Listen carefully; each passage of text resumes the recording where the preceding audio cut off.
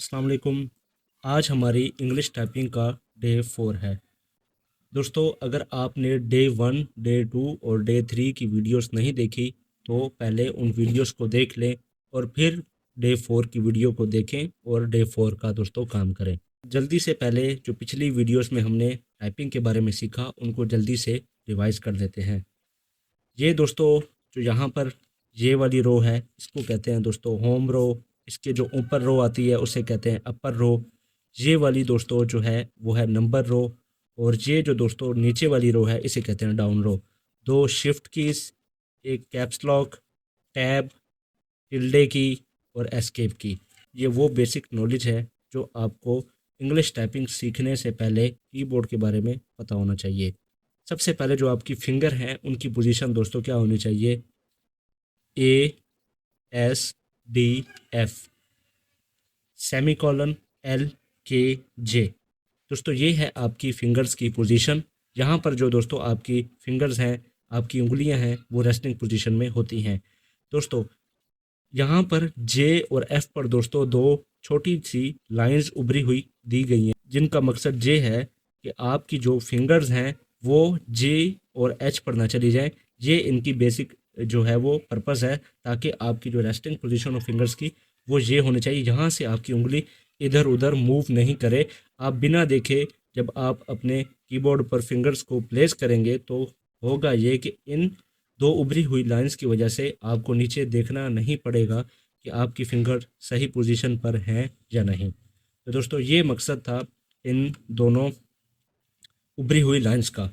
अब दोस्तों आज जो हमने काम करना है डे 4 में, वो दोस्तों हमने करना है अपर रो का। दोस्तों हमने होम रो के बारे में 3 क्लासेस में सीखा, आज हम करेंगे अपर रो को। अब यहाँ पर दोस्तों देखिए हमारी फिंगर्स जो हैं वो A, S, D, F, semicolon, L, K, J. यहाँ पर ये हमारी फिंगर्स की रेस्टिंग पोजीशन है। अब दोस्तों यहाँ पर देखें जो अपर रो है, यहाँ पर जो दोस्तों क्यू है वो ए के बिल्कुल सीध में नहीं है, हल्का सा इस तरफ यानी कि तिरछा है। और इसी तरह दोस्तों जो पी है वो इस सेमी कॉलन की के हल्का सा इस तरफ मूव है, यानी कि इस तरफ तिरछा है। तो बताने का मकसद दोस्तों कि ये जो अब हमारी जो फिंगर्स होंगी वो आपको बिल्कुल सीधी प्लेस नहीं करनी पड़ेंगी। अब दोस्तों आपकी फिंगर्स की जो मूवमेंट है वो कैसी होगी वो मैं अब दोस्तों आपको बताता हूँ। आपने सबसे पहले फिंगर्स को रेस्टिंग पोजीशन पे रख लेना है, सही पोजीशन पे रख लेना है। उसके बाद आपने क्यू प्रेस करने के लिए इस छोटी फिंगर से आपने इस तरह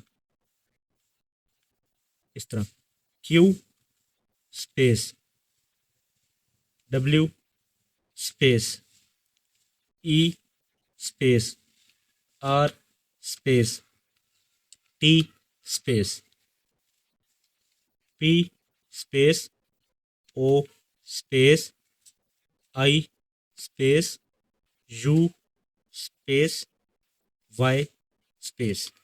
दोस्तों अब यहाँ पे आपने एक चीज़ नोट की कि मैंने टी, आर और टी ये दोनों मैंने इस फिंगर से दोस्तों प्रेस की, और इसी तरह यू और वाई ये भी दोनों कीज़ को मैंने इस एक फिंगर से प्रेस किया।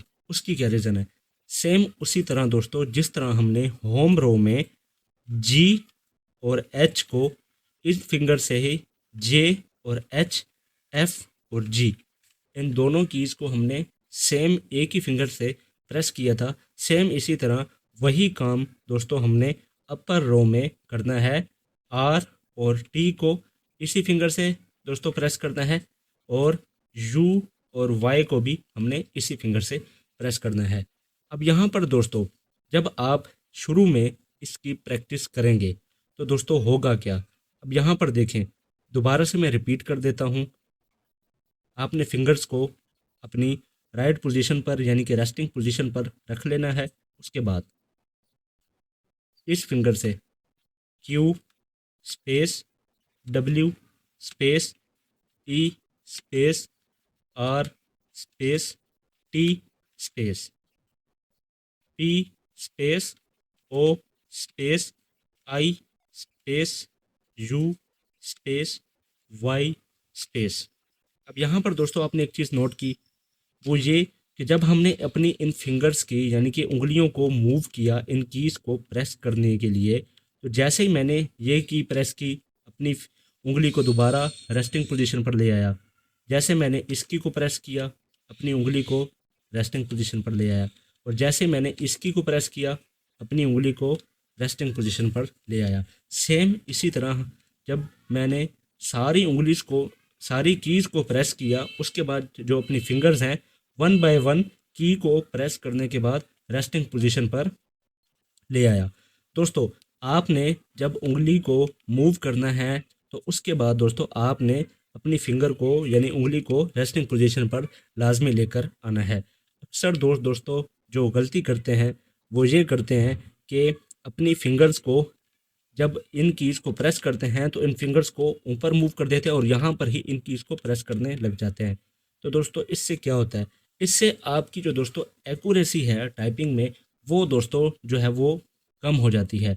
क्योंकि दोस्तों जब आप रेस्टिंग पोजीशन पर अपनी फिंगर्स को नहीं रखते तो उससे आपको ज़्यादा चांसेस होते हैं कि आपकी जो एक्यूरेसी है वो डिस्टर्ब हो। इसलिए दोस्तों आपने जब भी किसी की को प्रेस करना है तो उसके बाद अपनी फिंगर को लाजमी रेस्टिंग पोजीशन पर यानी कि होम रो के ऊपर लेकर वापस आना है। दोस्तों ये होम रो इसको इसीलिए कहा जाता है ताकि आपकी जो फिंगर हैं वो यहाँ पर रेस्टिंग पोजीशन में रहें। ये इनका घर ही कहलाता है। कोई भी काम करने के बाद जैसे दोस्तों हम घर पर वापस आते हैं, स्टे करते हैं, सेम इसी तरह हमारी उंगलियां कोई भी की को प्रेस करने के बाद दोबारा घर पर ही आकर स्टे करने चाहिए। इसलिए दोस्तों इसको होम रो कहा जाता है। अब दोस्तों होता क्या है कि जब हम शुरू में अपर रो की प्रैक्टिस करने लगते हैं, जब क्यू को प्रेस करने लगते हैं तो हमसे ये टैब प्रेस हो जाता है। जब हम पी को प्रेस करने लगते हैं तो हमसे ये ब्रैकेट की प्रेस हो जाती है। तो दोस्तों शुरू में आपने बिल्कुल भी नहीं इस चीज़ की टेंशन लेनी कि आप से ये कीज़ प्रेस नहीं हो रही या आपसे इस चीज़ की प्रैक्टिस नहीं हो रही। दोस्तों आपको पता है कि रोज़मर्रा की ज़िंदगी में हमारी जो ये फिंगर्स हैं इनका जो यूज़ है वो बहुत कम होता है।